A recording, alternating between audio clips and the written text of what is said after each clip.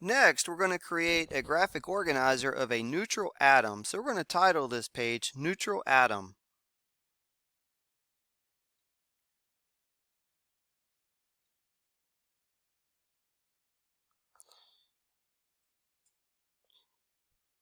And so a good example for a neutral atom would be beryllium.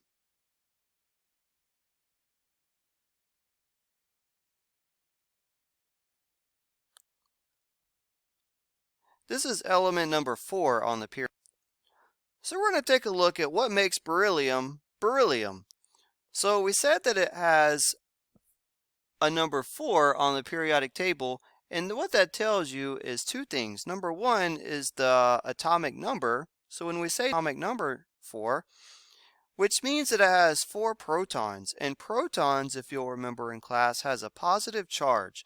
So we're just going to show 4 positive signs.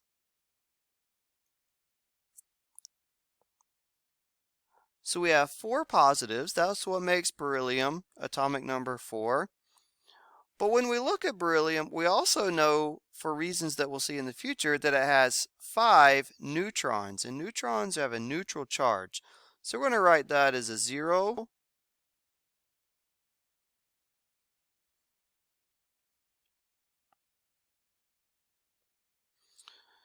So we have 4 positives and 5 neutrons. 1, 2, 3, 4, 5. And now we're just going to indicate what these represent to help us remember. So we're going to draw an arrow way off to the side to help us remember that those are protons. And we're going to draw an arrow here to remind us that these are neutrons.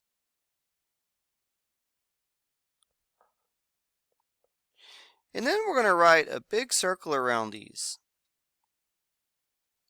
And this circle represents something called the nucleus.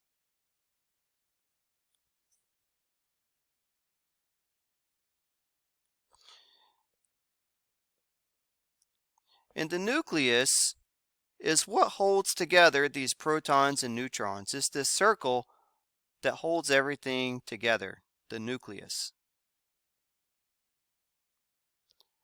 And outside of the nucleus, we have some dotted circles. So we're going to draw 2 dotted circles around the nucleus.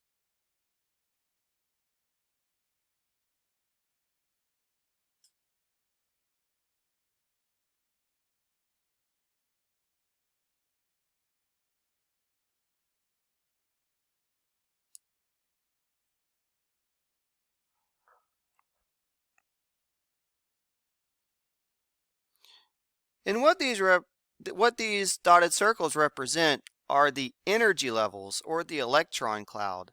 So we're going to write up here energy levels.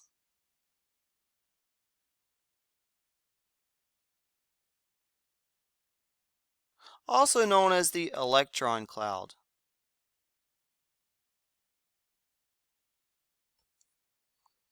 And then I'm just going to draw some arrows to these dotted circles.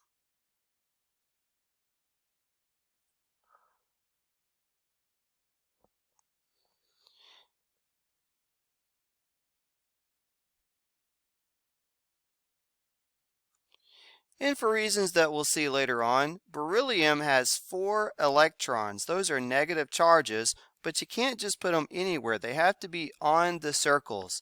And so we're going to see a rule that the first circle can hold 2 electrons. So we're going to put an E negative. That means electron. And then another E negative in a circle.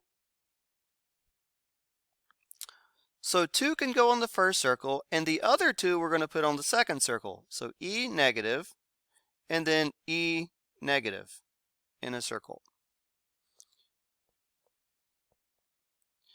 And then of course I'm going to draw a diagram to remind me that those are electrons.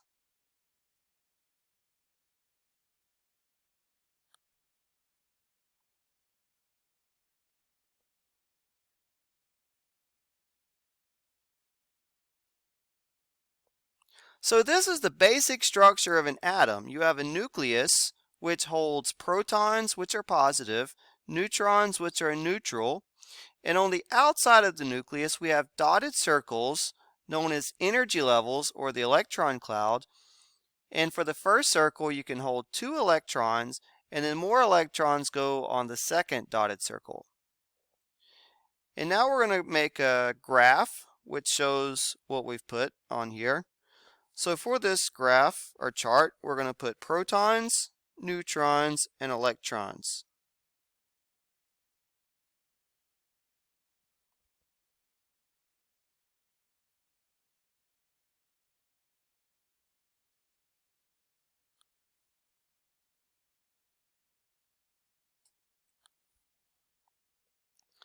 And then we're going to talk about the charge, location, and mass.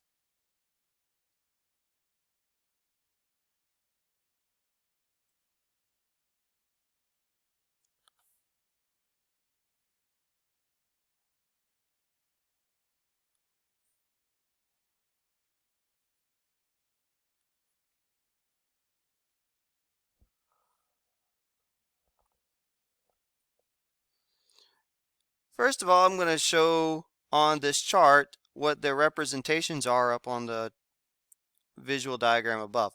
So we said the protons are the plus sign,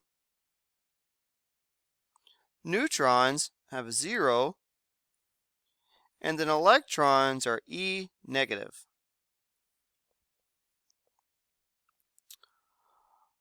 Protons have a positive charge.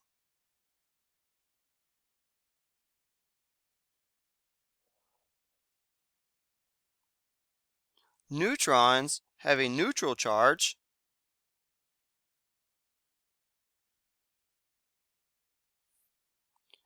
And then electrons have a negative charge.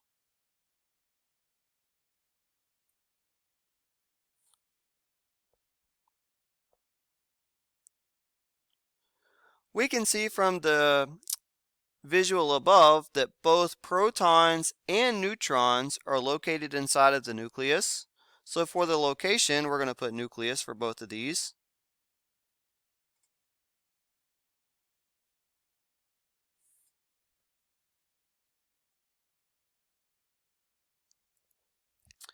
And then for the electrons, we can find those in the electron cloud.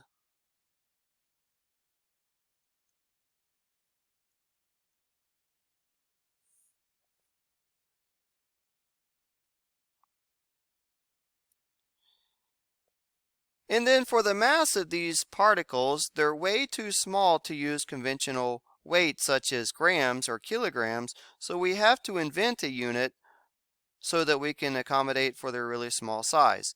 So protons and neutrons, we say that they have about 1 AMU, and that stands for atomic mass unit. Very, very small amount of mass. So one proton and one neutron has about 1 AMU as their mass.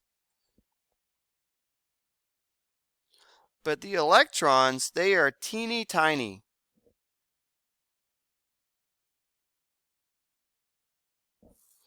Electrons have almost 0 mass.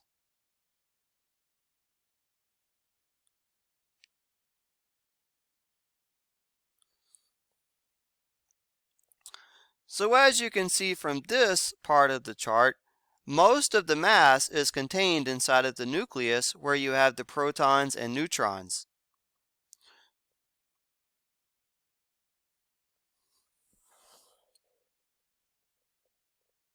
So we can see, when you look at the big picture, that the electrons have a lot of volume, they cover a lot of space, but they have a very small mass. The protons and the neutrons cover a small volume, they're inside of the nucleus, but they have most of the mass.